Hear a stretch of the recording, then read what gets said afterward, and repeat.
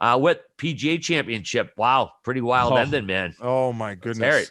Yeah, pretty uneventful. I mean, tournament, I guess for the most part, there was different waves that got hosed. So it's like a lot of times it happens more so in Europe, like the Open Championship and when European Tour events are being played or whatever that tour is called now. And a lot of times, right, if you always play morning, afternoon, or afternoon, morning. And if you end up catching the wave that the weather sucks, it's kind of an unfair tournament in a sense where the weather decides a lot. And so the guys who played in the morning on Thursday and then the afternoon on Friday, they had great weather or much, much easier than what the other wave dealt with. So Justin Thomas was in that tough wave, and he was like the only guy to get out of that wave and be near the top of the leaderboard. Everyone else, including this Mito Pereira, who's from Chile, everyone else, all those guys were in the good wave, so they got lucky. And this guy was lighting it up, and as was Zalatoris, he was just ripping this course apart. That Zalatoris is like he's the guy who everyone says looks like Happy's caddy from Happy Gilmore, but a young stud. I think he now has 6 top 10s in 8 career majors, or 5 of 8. It's pretty wild, and he's never won on tour. So neither is this Pereira. So then Pereira has another great third round. And this kind of no-name guy, now being no-name, I would say that the average golf fan or, the guy who watches the majors would have no idea who he is. He's from Chile. He went to Texas Tech. I was reading about him. So he then had a really good third round, and he shot 1 under. After making bogeys, he just like kind of steered the ship. And everyone was like, at least the golf world was saying, is this guy going to get his first major? He's got a pretty decent-sized lead. And it's just a tough day, but still coming down the wire after playing as poorly as he had. He gets to 18 with a 1-shot lead. I'm sure you were watching, RA. And he hits driver. Oh, it's like the weirdest fall through. He said right away it was a bad swing. The guy gave interviews after. It was a class in kind of dealing with defeat in the correct way. Just an absolute master at kind of just talking about what happened. I'm kind of giving it away if nobody saw the PGA, which I'm sure everyone listening did. But he hits this drive right. Now he's hitting his third shot from about, 190 yards. He's got to cut it around these trees, misses the green. He's now hitting his fourth. He's got to get up and down just to make bogey and get into a playoff. There's 2 guys at 5 under, and he misses the putt. And I like seeing guys go out and win it. Justin Thomas got into the playoff with Zalatoris. He went out and won it.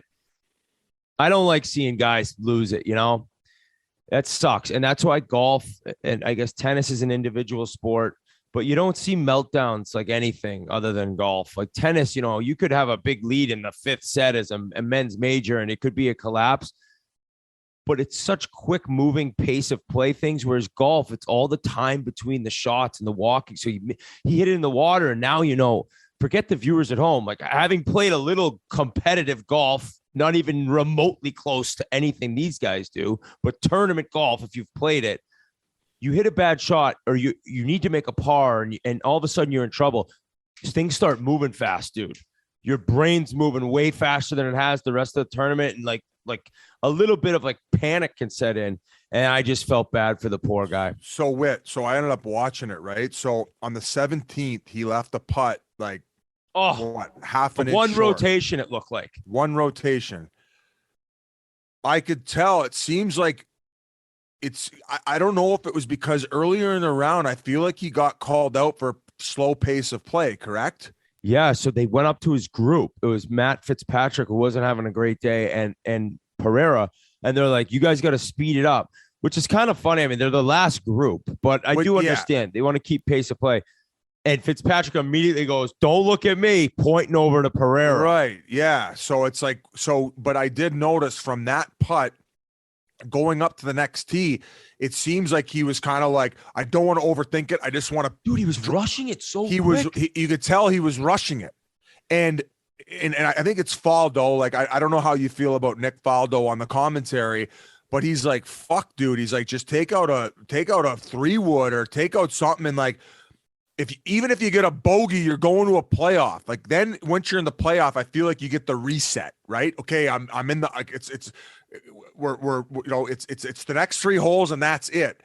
but you could just tell once he rushed it and then put it in the water, I was like, oh no. And it resembled that one, the one at St. Andrews the one year. Oh, it was at Carnoustie. It was, what was that? He was a Frenchman's name. Oh my God. He complained. Hey, and then they ended up having the video after where it was called, like, I played that hole like a complete moron. And he actually beat his score by playing with just a putter on the hole. So he was kind of at least John Vandeveld. He was a little self-deprecating, but he beat his score when he got at the last hole of that Open with a putter when he went back. So what pressure does the craziest things. That's the thing, God. Right? And listen, from a non-golfer, I was watching, I'm like, yeah, he seems like he's just getting this over with, where he's like, it's almost like he's fast forwarding so to pretend he's not overthinking it, but in reality you could tell his wheels are spinning 1,000,000 miles an hour. And as you said, to see that, I was texting you, I'm like, this is so hard to watch. I know. Like, if that happened to me in a sandbagger, I would be devastated, let alone to get your and this guy was also playing on the Corn Ferry Tour last year. Yeah, so he got his card because when you're on the Corn Ferry Tour, they have a special rule. If you win 3 times in a year, boom, automatically you go to the PGA Tour. And he did that. So he's a stud. Like, he's a ball striker, and it's crazy.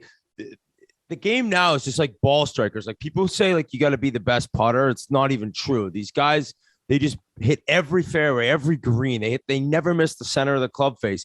And that was this Pereira. And you're right. I think maybe I actually definitely agree with you. He's probably like, let me just go hit this drive. Jim Nantz was still talking, and all of a sudden the camera goes to him. And I think Nantz was like, oh, this guy's going to get ready and set and take his time. And boom, he's teeing it up, just blocking one right with a crazy follow through. And yeah, Faldo was saying when Zalatoris ripped 3-wood in the playoff, he's like, that's what all Pereira needed to do. There you go. Rip 3-wood. You got a buck 65, 70 in. Justin Thomas, though, what a clinic to go through what he went through the first 2 rounds where you're just exhausted. Like, the grind, these guys are on the grind. People who don't play golf, you're laughing like fucking golf. Dude, to get the ball in the hole in tough conditions, that is a grind for 36 holes, probably 5-hour rounds. Thomas just grinded. He gets to Saturday and he kind of had a bad day. He's probably just like, I don't know. That was also tough weather. And then he comes back from 7 shots down and he ends up getting into the playoff. He could have won the thing. He stuffed one on 18 and missed the putt to get to 6 under, but just an amazing effort. And that's the Zalatoris. He's going to win someday. He's got biz. Coming from a guy who hasn't putted well on camera, if you guys ever watch a sandbagger, he's got a funky ass YIP stroke where it's like the short putt. Buddy, they zoomed in on his putter head. See that? When he had a short one, and I was like, whoa, what the hell was that? I know. But from 15 feet, he pours them in. But this week, he was nails on a lot of the short putts. He was actually going back, and it would kind of yip. I hate saying that as a golfer. And he would just like stop, then finish the backswing and hit it. He was like almost battling through it. But when you hit it like that, it doesn't really matter. I think he will get a win. But it was an exciting. It turned from kind of boring. I was like, this is, I don't know. It hasn't done much, into like 2 young guns, and one of them gets his second major. So it ended up being a great Sunday watch at the end. Did you have any futures on it, RA? He had actually 43 golfers to win. No, I tailed my buddy again, who seems to pull these guys out of his ass. Cameron Young, I had him. He ended up fucking. He had a chance. He ended up 2 behind. Yeah, he was right there at the end. He made a double, like 15 or 16.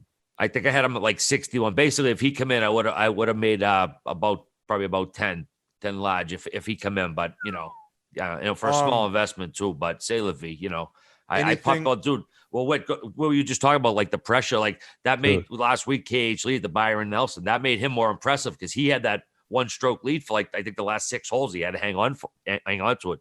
He ganks 1 shot, he fucking loses, and he talk about fucking coming through in the clutch too, man. There's just so much time to think in golf. It's crazy, and you have to be mentally strong. You have to be telling yourself positive affirmations. It's not. It's like fake it till you make it, but I can't imagine for a guy who's never won on tour to have 1-shot lead on the 18th hole of a major. He probably hit the panic button a little, but like I said, in terms of his post round media quotes and questions he answered, I think you're gonna see this guy around again. He just, Dude, I would have thought he just lost the chip and putt event. Yeah, like, how else would you want to respond, right? What are you gonna do? Fucking sulk? It's like, dude, tomorrow go hit balls, win the next tournament. It's one of those Put the crazy interviewer ass in a sports. headlock. Fucking dumb. Or at least go get shit faced tonight. Oh yeah, Hooker.